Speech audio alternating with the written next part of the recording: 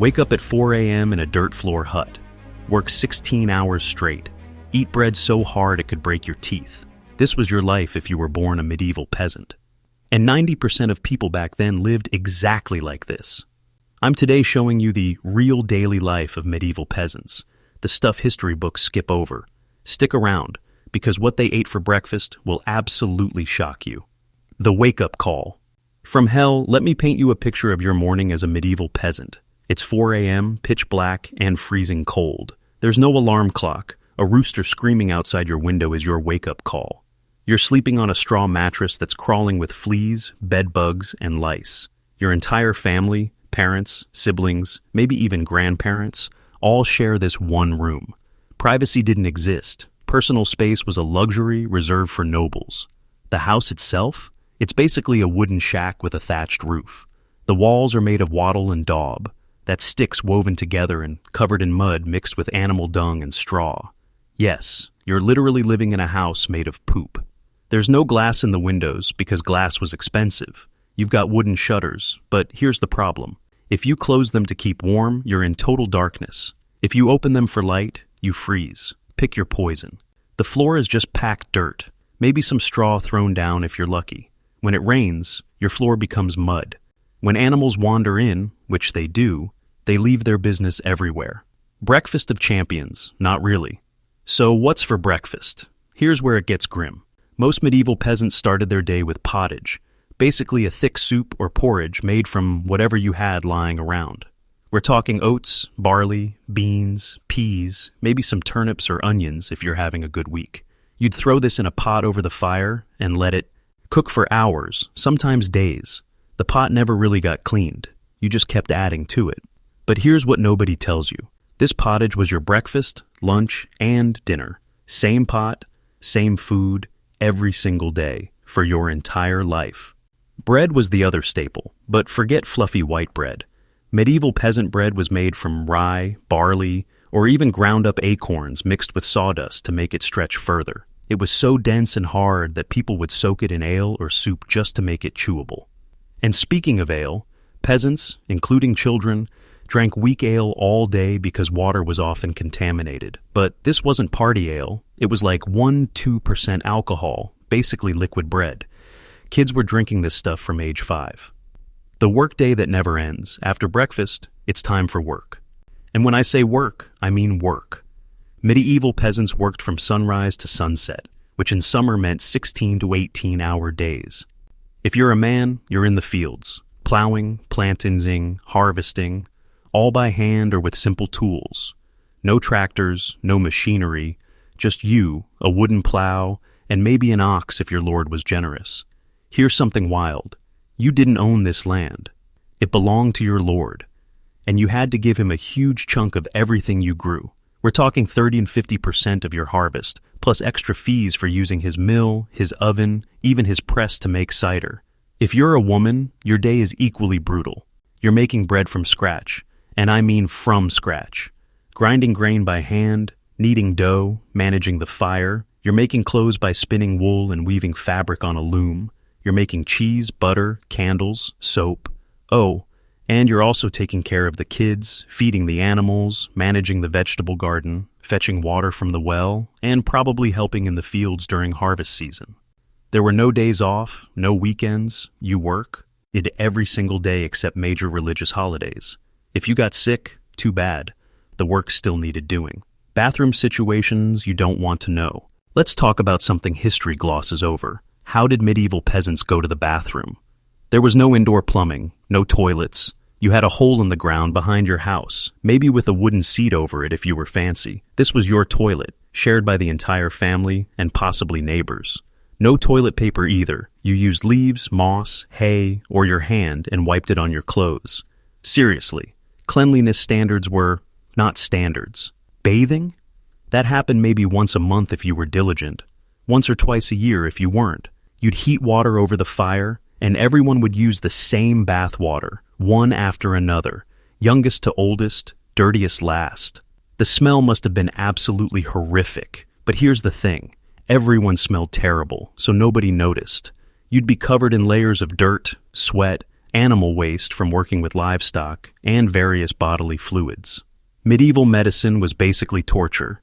Get sick as a medieval peasant, and you're probably going to die. Simple infections that we'd cure with antibiotics today would kill you back then. Cut your hand while working. Hope it doesn't get infected, because if it does, gangrene might set in. The treatment? They'd cut off your hand, without anesthesia. Maybe give you some ale to bite down on. Toothache? They'd yank the tooth out with rusty pliers. Fever? Bloodletting. They'd literally drain your blood because they thought bad humors caused illness. Spoiler alert. Draining blood from sick people makes them worse. Medieval peasants lost most of their teeth by age 30, from terrible diet and zero dental care. They'd have constant pain, infections, and abscesses. Many people died from tooth infections that spread to their brain. Life expectancy for a medieval peasant was about 30-35 years, and that's if you survived childhood. About half of all children died before age 5 from disease, malnutrition, or accidents. Entertainment for the exhausted. After 16 hours of back-breaking labor, what did peasants do for fun? Not much, because they were exhausted, and it was dark. Remember, no electricity means no lights except fire. Candles were expensive, so most peasants just went to bed when the sun went down. That's around 8-9 p.m. in summer, 5 to 6 p.m. in winter. But on the rare occasions there was time for entertainment, peasants would gather at the village green. They'd play simple games, a kind of medieval football that was basically a riot, wrestling, archery practice.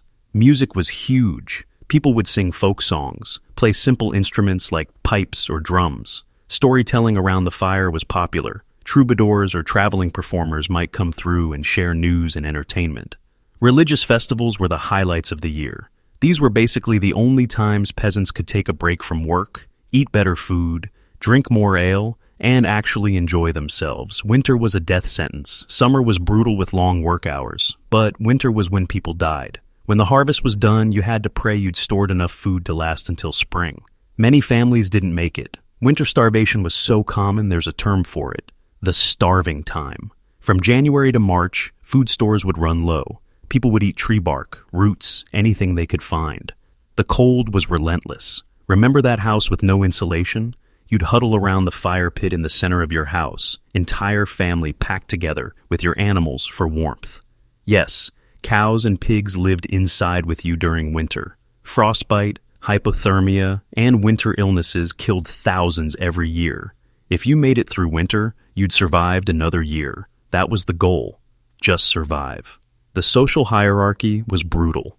Here's what made medieval peasant life then worse. You were stuck. Forever. There was no social mobility.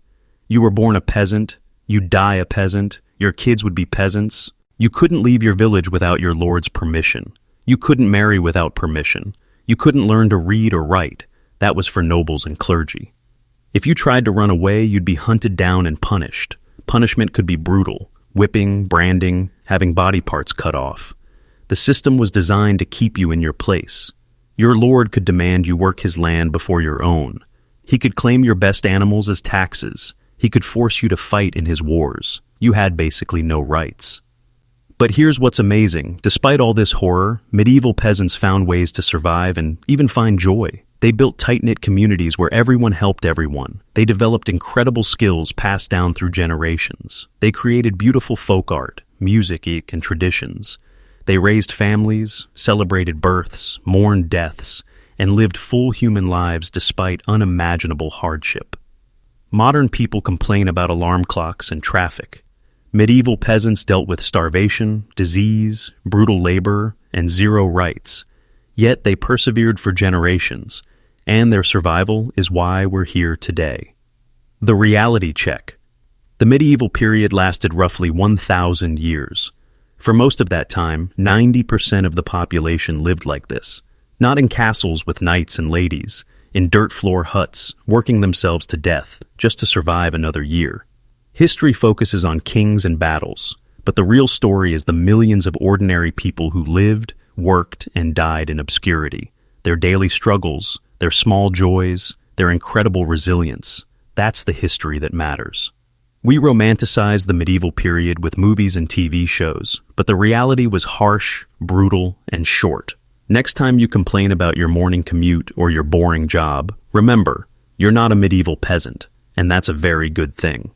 So, that's the real daily life of medieval peasants. No romance, no glory, just survival. History books skip this stuff because it's uncomfortable, but understanding how most people actually lived gives us perspective on how incredibly lucky we are today. Running water, electricity, medicine, freedom, these are luxuries beyond the wildest dreams of medieval peasants. We live better than medieval kings in many ways. If this opened your eyes, smash that subscribe button because we're diving into more daily life from history that nobody talks about. Comment below. Could you survive as a medieval peasant? And which historical period's daily life do you want to see next? Up next, primitive survival skills that actually work. Ancient techniques you need to know. History isn't just about kings and battles. It's about real people surviving impossible circumstances. Thanks for watching, and I'll see you next time.